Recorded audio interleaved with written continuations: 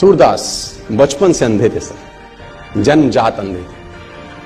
अगर आप कभी सूरदास को पढ़ें तो उन्होंने लाखों छंद और किताबें लिखी।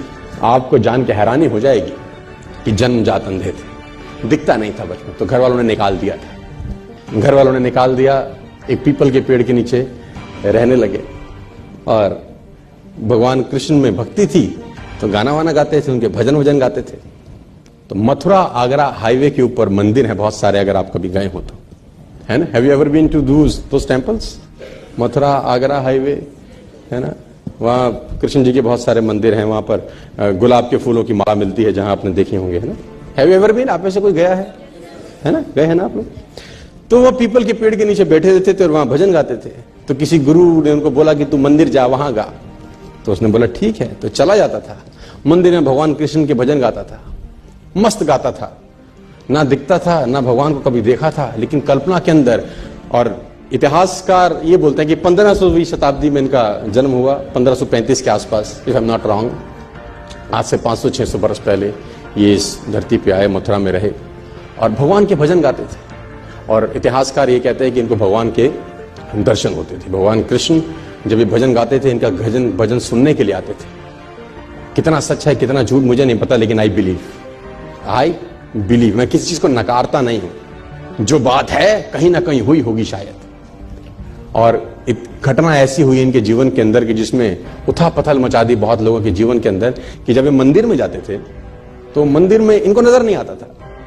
तो जब भगवान का श्रृंगार होता है हर सुबेरे, तो ये पंडित को, जो वहां का पुरोहित था, उसको बोलते थे कि ये पीले रंग के कपड़े अच्छे नहीं लग रहे भगवान पे। तो pandit was shocked, how it is possible for a blind man to सी।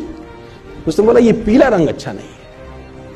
तो उसने बोला कि तुझको कैसे दिखाई दिया? उसने बोला मुझे सब दिखता है, आंखों से नहीं दिखता तो क्या, मन से तो दिखता हूं, रोज मिलता है मेरे को। तो he was surprised, it is not impossible. तो अगले दिन फिर श्रृंगार होता था, बोलता हाँ, ये हरे रंग का कपड़ा क्या जचता है भगवान। तो ये लोग पागल हो गए। पंडित को एक दिन मस्करी सूझी, उसने कहा कुछ ना कुछ षड्यंत्र है, आज भगवान को कपड़े ही मत पहनाओ,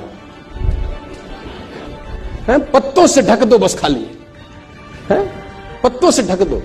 तो जब पत्तों से ढक के श्रृंगार हुआ और पर्दे हटाए, तो सूरदास वहां गा रहे थे और गाते गाते बोले भगवान भी गरीब हो गए, आज पत्तों में आए हैं। तो एवरीबडी वाज शॉक्ड कि how it is possible for a blind man to see. लेकिन असंभव, मैं फिर कहता हूं दोस्तों, आपको मन की शक्ति से ना सर भगवान तक को पाया जा सकता है। कोई भी हैंडीकैपनेस आपके आगे नहीं आती अगर मन से साला आप सॉलिड हैं तो यार। और आप तो समृद्ध हैं यार, पूरे तरीके से ठीक हैं, भगवान ने आपको सब कुछ दिया है। एक आदमी ने कहा मैं बहुत गरीब हूं, तो मैंने कहा एक आंख निकाल दे 50 लाख देता हूं। तो उसने बोला कैसी बातें करते हो? मैंने कहा गरीब है, गरीबी दूर करते हैं, और दोनों दे दे तो 1 करोड़ का सौदा हो जाए। उसने बोला नहीं सर, ये कैसे पॉसिबल है? तो मैंने कहा चल दोनों हाथ भी दे, 5 करोड़ और ले दे। तू तो कह रहा गरीब हूं, तेरी गरीबी मिटाता हूं। कह रहा ऐसे तो मैं बहुत अमीर हूं। तो मैंने कहा मैं भी तो तुझे बता रहा हूं कि तू बहुत अमीर है यार, तू क्यों ऐसा सोचता है कि तेरे पास कुछ नहीं है?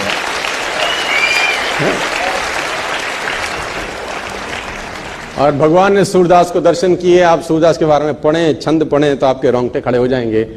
कुएं में नहाते नहाते गिर गए, कहते हैं एक दफा। जब कुएं में नहाते हुए गिरे, अंधे थे, नजर नहीं आता था, तो पानी में गिर गए। तो भगवान को हाथ जोड़े कि निकालो प्रभु। तो कहते हैं कि भगवान छोटे से रूप लेके उनको बाहर निकालने आए। और जब बाहर निकाला तो इनके जीवन की अद्भुत घटना है। तो हाथ पकड़ा हुआ था भगवान, तो उन्होंने जैसे वो हाथ का स्पर्श किया, इनको समझ में आ गया कि आज आदमी आ गया है।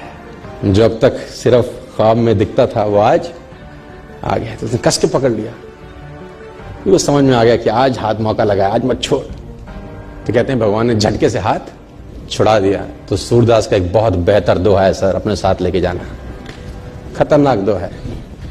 हाथ छुड़ाए जात हो निर्मल जान के मोहे, हृदय से जब जाओ तब सबल जानूंगा तोहे।